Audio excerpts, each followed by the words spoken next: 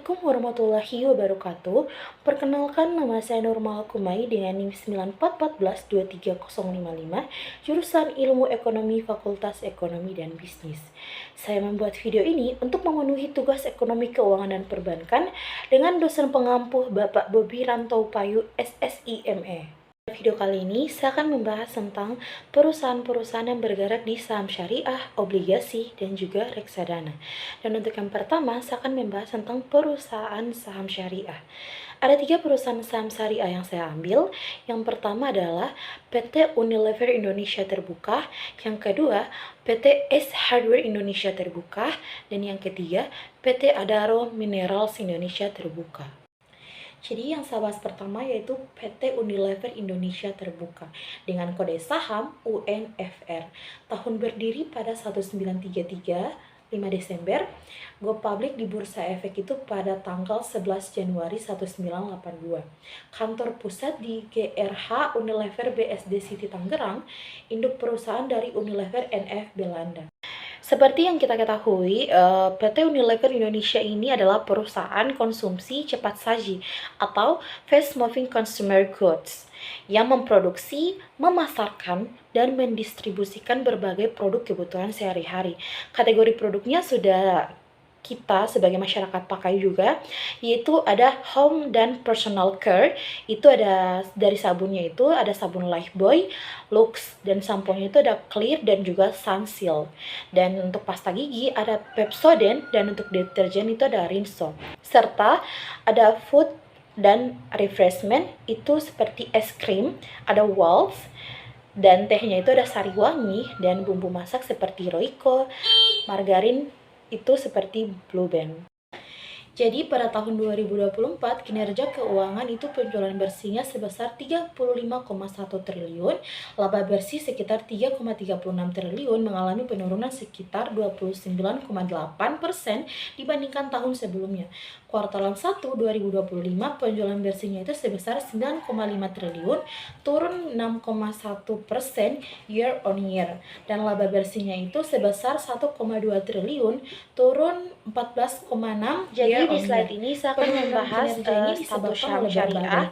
Jadi termasuk penjualan Unilever Indonesia telah masuk dalam DES atau daftar efek syariah yang diterbitkan oleh Otoritas Jasa Keuangan atau OJK, termasuk dalam daftar efek syariah periode 2 tahun 2024. Unilever juga termasuk dalam Indeks Saham Syariah Indonesia atau ISSI dan Jakarta Islamic Index JII yang mencakup saham-saham yang memenuhi kriteria syariah di pasar modal. PT Unilever Indonesia Terbuka juga adalah perusahaan FMCG terkemuka di Indonesia dengan portofolio produk yang luas dan telah memenuhi kriteria syariah meskipun menghadapi penurunan kinerja keuangan dalam beberapa tahun terakhir. Perusahaan terus melakukan transformasi bisnis untuk meningkatkan efisiensi dan daya saingnya.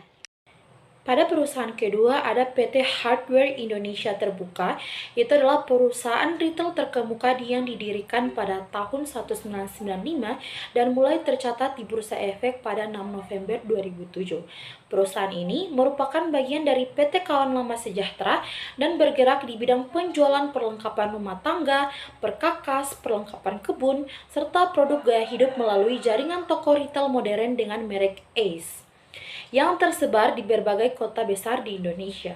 Selain itu, melalui anak perusahaannya PT Toy Games Indonesia, Ace juga mengelola toko mainan dengan merek Toys Kingdom. Saham Ace telah masuk dalam daftar efek syariah atau DES yang diterbitkan oleh Otoritas Jasa Keuangan atau OJK dan juga tercatat dalam indeks syariah seperti ISSI dan JII. Karena telah memenuhi prinsip-prinsip dalam operasional dan struktur keuangannya. Secara finansial, perusahaan menunjukkan kinerja yang cukup baik dengan likuiditas dan solvabilitas yang sehat, menunjukkan kemampuan memenuhi kewajiban jangka pendek dan jangka panjang secara stabil. Ace juga berinovasi dan menjaga posisinya sebagai salah satu pemimpin retail perlengkapan rumah tangga di Indonesia. Jadi di slide ini ada perusahaan terakhir dari perusahaan saham syariah, itu saya mengambil PT Adaro Minerals Indonesia Terbuka. Jadi ADMR ini adalah perusahaan pertambangan yang bergerak di bidang eksplorasi dan produksi batubara metalurgi. khususnya jenis hard cooking coal atau HCC dan semi soft cooking coal atau SSCC yang digunakan dalam industri baja. Didirikan pada tahun 2007 dan resmi melantai di Bursa Efek itu pada 3 Januari 2022.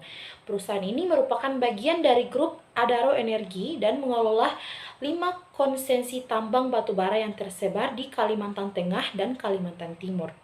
Selain bisnis utama pertambangan, ADMR juga tengah mengembangkan proyek hilirisasi dengan membangun smelter aluminium di Kalimantan Utara sebagai bagian dari strategi diversifikasi dan industrialisasi hijau. Saham ADMR ditetapkan sebagai efek syariah oleh Otoritas Jasa Keuangan OJK pada 23 Desember 2021 melalui keputusan KEP 73-D.04/2021 yang berarti saham ini memenuhi prinsip-prinsip investasi syariah. Secara kinerja, perusahaan mencatatkan pendapatan sebesar 1,15 miliar pada tahun 2024 dengan laba bersih sebesar 436,6 juta. Namun mengalami penurunan laba sebesar 43,6% pada kuartal 1 2025 karena tekanan batubara global dan tantangan operasional lainnya.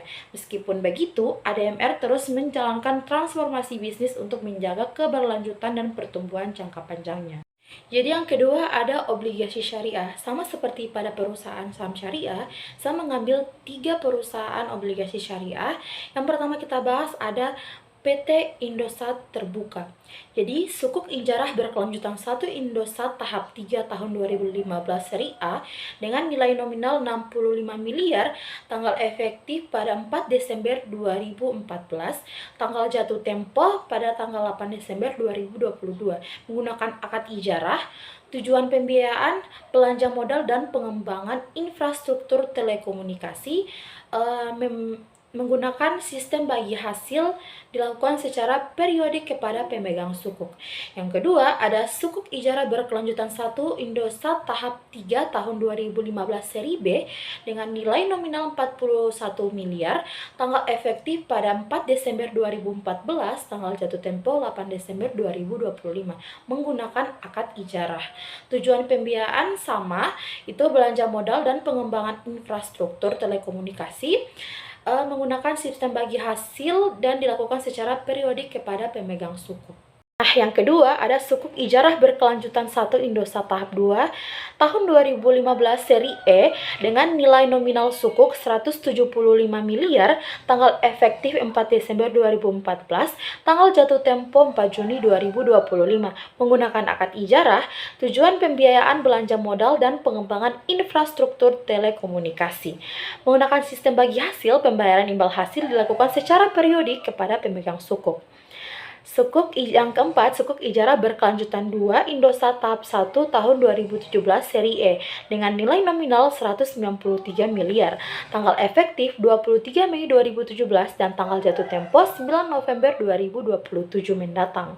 Menggunakan akad ijarah, tujuan pembiayaan masih sama, belanja modal dan pengembangan infrastruktur telekomunikasi, dan masih menggunakan bagi hasil, pembayaran imbal hasil dilakukan secara periodik kepada pemegang sukuk. Dari sukuk-sukuk yang sudah saya jelaskan tadi itu diterbitkan oleh PT Indosat Terbuka untuk membiayai belanja modal dan pengembangan infrastruktur telekomunikasi perusahaan. Pembayaran imbal hasil atau bagi hasil dilakukan secara periodik kepada pemegang sukuk sesuai dengan ketentuan yang berlaku. Nah, pada perusahaan kedua saya mengambil PT Adikarya Terbuka. Sukuk ijarah ADHI tahun 2023 dengan nilai sukuk 499,1 miliar, tanggal penerbitan 26 Oktober 2023, tenor 8 tahun, tanggal jatuh tempo 26 Oktober 2031 mendatang. Akad yang digunakan yaitu akad ijarah atau sewa. Tujuan pembiayaan 100% untuk modal kerja, khususnya pembiayaan operasional proyek Lembang LRT City, itu menggunakan bagi hasil. Pembayaran imbal hasil dilakukan secara periodik kepada pemegang sukuk dengan ketentuan dalam akad ijarah. Nah, sukuk Adikarya juga menggunakan sukuk Mudharaba Adhi tahun 2012 dengan nilai sukuk 125 miliar, nisabah bagi hasil 73,5%, pendapatan yang dihasilkan sebesar 4 miliar, pembayaran bagi hasil ke 8 orang itu sebesar 2,92 miliar. Tanggal pembayaran bagi hasil ke-8 itu 3 Juli 2024. Sukuk-sukuk tersebut diterbitkan oleh PT Adikarya Persero Terbuka untuk membiayai proyek-proyek infrastruktur, akad ijarah, dan mudharabah sesuai prinsip-prinsip syariah. Pembayaran imbal hasil dilakukan secara periodik kepada pemegang sukuk sesuai dengan ketentuan masing-masing akad tersebut. Nah, pada perusahaan ketiga, saya mengambil PT Sarana Multikriya Finansial atau sering disebut juga dengan SMF. Itu merupakan badan usaha milik negara atau BUMN yang berperan dalam mendukung pembiayaan sekunder perumahan di Indonesia sebagai bagian dari strategi pembiayaan syariah. SMF juga telah menerbitkan berbagai sukuk dengan rincian sebagai berikut. Pertama, sukuk Musyarakah Berwawasan Sosial 1 SMF tahap 1 tahun 2023 dengan nilai sukuk sebesar 500 miliar. Akad yang digunakan menggunakan musyarakah atau kemitraan.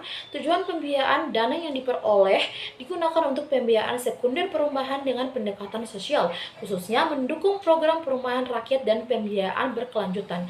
Imbal hasil pembayaran pendapatan bagi hasil dilakukan secara periodik kepada pemegang sukuk sesuai dengan nisbah yang disepakati di awal. Tanggal pembayaran pertama itu 22 Maret 2024, tanggal pembayaran terakhir itu pada 12 Juli 2024. Nah, yang kedua, mereka menggunakan sukuk Mudharaba SMF kelanjutan 2 tahap 2 tahun 2016 seri C dengan nilai sukuk masih sama 500 miliar. Akad yang digunakan mudharaba atau bagi hasil. Tujuan pembiayaan dana digunakan untuk pembiayaan sekunder perumahan termasuk pembelian portofolio kredit kepemilikan rumah atau KPR dari lembaga penyalur KPR. Imbal hasil pendapatan bagi hasil dihitung berdasarkan nisbah yang disepakati dan dibayarkan secara periodik kepada pemegang sukuk. Melalui penerbitan sukuk ini, SMF menunjukkan komitmennya dalam menyediakan instrumen investasi yang sesuai dengan prinsip syariah, sekaligus mendukung program pemerintah dalam penyediaan rumah yang terjangkau bagi masyarakat. Nah, perusahaan pertama akan saya bahas yaitu Batavia Dana Saham Syariah. Jadi, Batavia Dana Saham Syariah adalah produk reksadana berbasis syariah yang dikelola oleh PT Batavia Prosperindo Asset Management BPAM. Tanggal peluncuran 19 Juli 2007. Manajer investasi BPAM atau Batavia Prosperindo Asset Management. Nilai aktiva bersih itu nilai per unit sebesar 1.406,07 per 13 Maret 2025. Total dana kelola itu sebesar 321,27 miliar. Nah, kinerja sejak peluncurannya Batavia Dana Saham Syariah telah mengalami fluktuasi kinerja dalam 10 tahun terakhir. Reksadana ini mencatat penurunan sebesar minus 32,57%. Namun, pada periode tertentu kinerjanya mengungguli indeks reksadana saham syariah, menunjukkan potensi pertumbuhan jangka panjang meskipun dengan resiko yang tinggi. Nah, di slide ini membahas komposisi portofolio, alokasi aset saham sebesar 89,15%, pasar uang sebesar 10,85%. Saham utama dalam portofolio per Agustus 2024 itu ada beberapa. Yang pertama, Adaro Energi Indonesia atau TBK, yang kedua ada Astra International TBK, yang ketiga ada CPIN, yang keempat ada Indofood CBP Sukses Makmur, yang kelima ada Kalbe Pharma TBK, yang keenam ada Mayora Indah TBK, dan yang ketujuh ada Telkom Indonesia Persero TBK, yang ke-8 ada Uniter Traktor TBK. Sini juga membahas tingkat risiko, itu biaya pembelian maksimal 2%, biaya penjualan kembali maksimal 2%, biaya switching itu maksimal 1%. Nah, yang catatan penting yang perlu kita ketahui, Batavia Dana Saham Syariah adalah reksadana saham syariah yang berinvestasi pada saham-saham yang termasuk dalam daftar efek syariah dan instrumen pasar uang yang sesuai dengan prinsip-prinsip syariah. Meskipun memiliki potensi pertumbuhan jangka panjang, reksadana ini juga memiliki risiko yang tinggi. Investor disarankan untuk memahami portofolio risiko dan tujuan investasi pribadi sebelum berinvestasi. Nah, perusahaan kedua yang saya ambil yaitu MAMI atau Manulife Asset Management Indonesia. Itu tahun berdiri pada 1996 di Jakarta dan merupakan bagian dari Manulife Investment Management. Itu perusahaan manajemen investasi global yang berafiliasi dengan Manulife Financial Corporation yang berkantor pusat di Toronto, Kanada. MAMI telah mendapatkan izin sebagai manajemen investasi dari Otoritas Jasa Keuangan atau OJK berdasarkan keputusan Ketua Bapepam nomor Cap garing 07 garing PM garing MI garing 1997 tanggal 21 Agustus 1997. Dana kelolaan dan produk syariah berakhir tahun 2023, MAMI mengelola dana kelolaan aset under management atau AUM sebesar 101,6 triliun, menjadikannya salah satu manajer investasi terbesar di Indonesia. Dari total tersebut, sekitar 45% atau 45,7 triliun dikelola dalam 33 produk reksadana termasuk 7 reksadana syariah. Kinerja reksadana syariah, MAMI telah meluncurkan beberapa produk reksadana syariah termasuk yang berinvestasi di luar negeri atau offshore, menjadikannya sebagai pelopor dalam inovasi produk syariah di Indonesia. Namun, informasi spesifik mengenai kinerja sejak peluncuran dan apakah reksadana tersebut telah mencetak keuntungan sejak diterbitkan tidak tersedia dalam sumber yang berada. Baik, di perusahaan terakhir saya mengambil Sailendra Syariah Money Market Fund. Sailendra Syariah Money Market Fund adalah reksadana pasar uang syariah yang dikelola oleh PT Sailendra Capital, manajer investasi yang berfokus pada produk-produk investasi sesuai prinsip syariah. Reksadana ini diluncurkan pada 5 Oktober 2017.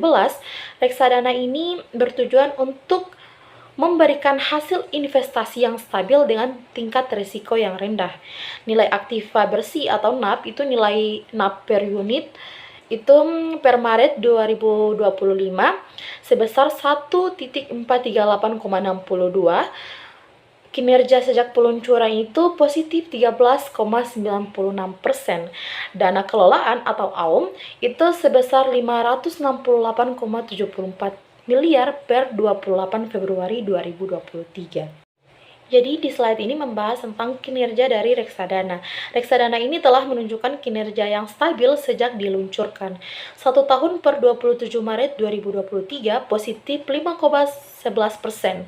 3 tahun per 27 Maret 2023 sebesar positif 14,04%. 5 tahun per 27 Maret 2023 positif 26,10%. Kinerja ini mengungguli rata-rata suku bunga deposito yang berkisar 2-3% per tahun. Komposisi portofolio SSMMF berinvestasi 100% pada instrumen pasar uang syariah dalam negeri dengan jatuh tempo tidak lebih dari 1 tahun. Per Februari 2023, alokasi portofolio adalah pasar uang sebesar 52,82%, obligasi syariah atau sukuk 47,18%. Slide ini membahas beberapa aset utama dalam portofolio. Yang pertama, deposito Bank Aladin Syariah. Yang kedua, deposito Bank Riau Unit Syariah. Yang ketiga, deposito Bank Victoria. Yang keempat, sukuk negara. Keenam, sukuk ijarah. Ketujuh, sukuk muharabah. Ke-8, sukuk retail. Dan yang terakhir, deposito Bank KB Buku Poin Syariah. Penghargaan dari SSMMF telah meraih penghargaan reksadana pasar uang syariah terbaik selama 2 tahun berturut-turut pada tahun 2021 dan 2022 dari Bareksa Content Fund Awards. Baik, itu saja pemaparan materi dari saya. Lebih dan kurangnya saya mohon maaf. Maaf bila ada suara bising karena saya melakukan video ini pada siang hari. Lebih dan kurangnya saya mohon maaf. Wabillahi taufiq wal hidayah. Wassalamualaikum warahmatullahi wabarakatuh.